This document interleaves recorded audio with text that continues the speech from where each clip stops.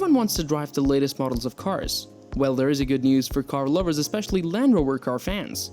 Land Rover's most popular SUV will be completely redesigned in 2023, yet the new style of this Range Rover Sport may get buried in the sea of Cherokees and CR-Vs swimming alongside it.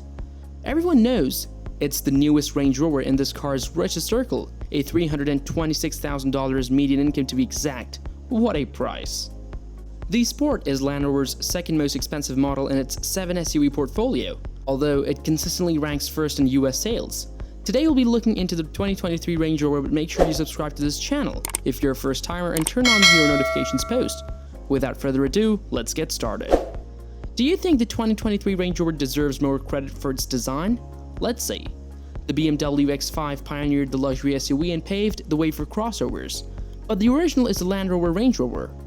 The British designed and made 4x4, launching the modern car industry's most important market. As so, the Range Rover steers the segment, paving the way for future vehicles. With this in mind, when a new Range Rover hits the market, the automotive industry comes to a halt. Models such as the Sport, Evoque, and Velour are great and have an impact on design and development, but they fall short of the full flagship model.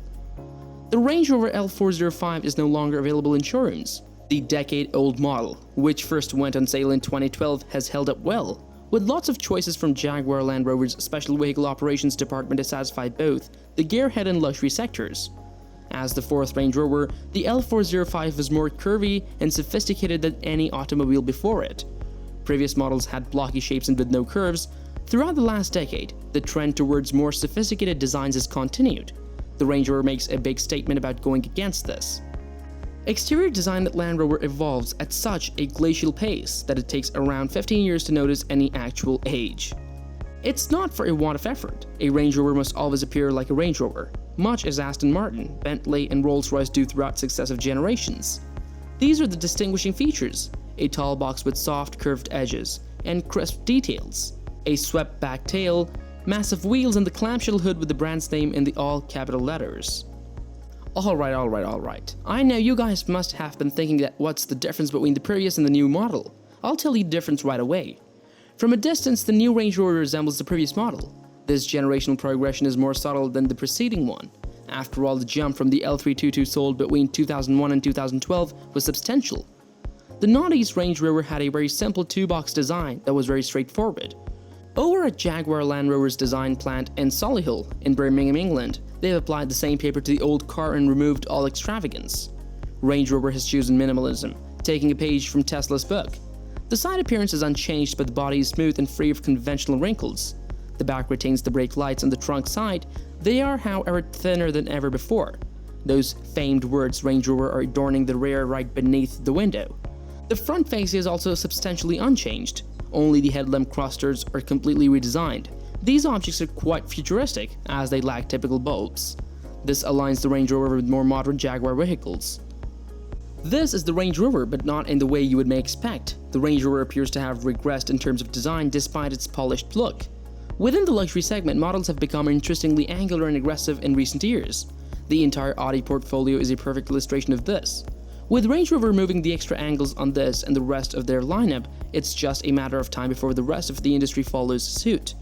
Same look, slimmer cut. The result is a familiar shape in a slimmer cut. Like the new full-size Range Rover, the Sport has a high shoulder line framing and edgy, black canopy of dark tinted glass.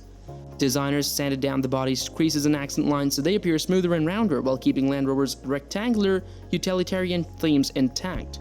While the dimensions largely mirror the outgoing model, a three-tiered grille design makes the front end look taller, a visual trick supplanted by a smaller top grille and thinner headlights. There's a new side graphic on the front fenders and a small triangular piece of glass above the side view mirrors. The latter helps with visibility if not style. Two antenna fins perch atop the roof, which Land Rover concedes are simply there to feed the increasing number of wireless connections required by modern cars.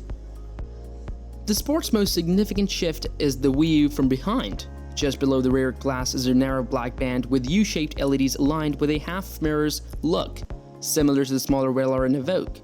Except for a handful of horizontal wrinkles that match the taillight strip, the tailgate is a blank slate.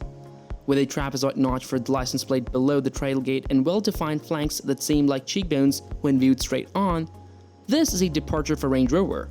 Wheel diameters have been increased to 23 inches, and the red paint in the press photographs is a 10-layer process that Land Rover says it is exploring for special vehicle operations. Just simpler tech, lusher materials. The decker is as opulent as ever. The highly padded chairs in the front row, with pillow-top headrests and swiveling armrests, have 22 settings in the softest leather possible or a recycled synthetic. The upright driving position as well as the tilted, leather-covered dashboard with double glove boxes have been retained by Land Rover. In the center there is now a 14-inch laptop-sized touchscreen with haptic feedback. It does away with the dual-screen layout and replaces it with physical switches and dials for the climate and driving settings that were previously located on the lower screen. This is a good ergonomics move. When the SUV is turned off, the polished black center stack appears as a dark monolith and springs to life at each startup. The controls on the two-tone steering wheel function similarly. Check out the new V8 plus the two new plug-ins. The Sport retains the previous model's pair of 3.0-liter turbocharged straight sixes. These engines are relatively new and come in two strengths, one with hybrid assistance from a 48-volt battery system that relieves the engine of auxiliary demands like air conditioning. The P360 SE, which replaces the old HSE, has 355 horsepower and 369 pound-feet of torque, while an electrically driven supercharger boosts these statistics to 395 and 406 in the P400 SE Dynamic, replacing the HST. The inline-six is combined with a 32 kWh battery and a 105 kW motor for 434 horsepower and 619 pound-feet of torque, as well as an anticipated 48-mile electric range. Finally, the enthusiast's engine. The P530 First Edition is powered by BMW-sourced 4.4-liter twin-turbo V8 with 523 horsepower and 553 pound-feet. Not to worry, there will be a V8 in successive model years. Land Rover also plans to launch a fully electrified Range Rover Sport in 2024. It hasn't released any information about the EV, but we expect it to be just as quick and capable as the V8.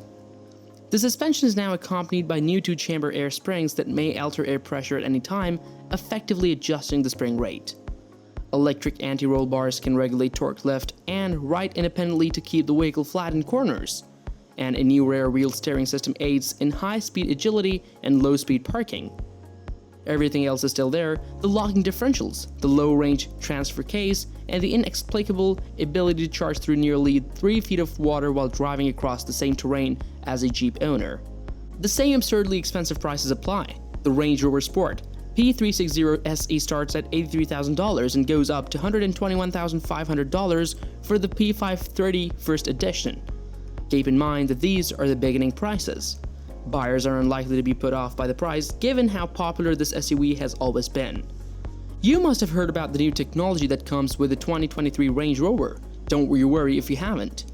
The Range Rover, like the Mercedes-Benz S-Class, is a forerunner in the automotive industry. The SUV was the first four-wheel drive vehicle to feature anti-lock brakes and traction control. The most recent model employs the most recent version of Jaguar Land Rover infotainment systems. The car now includes software over the air, according to the company. This is the same mechanism that can update the software in the Land Rover Defender from anywhere in the world. While many Range Rovers never leave the road, this gives the owner peace of mind. No matter where you leave the new Range Rover, it will stay cutting edge. The 2023 Range Rover experience is unlike any other on the market. If you venture off the main road, this land barge will pamper you to the point where many of its competitors will envy you. Now here's the question: are you getting one for yourself when it is available for sale? If you can't get one or see one physically, you can always come back to watch this all over again. Make sure you like, subscribe, and turn on the notifications post. See you in the next video coming up. Thanks for watching. Bye for now.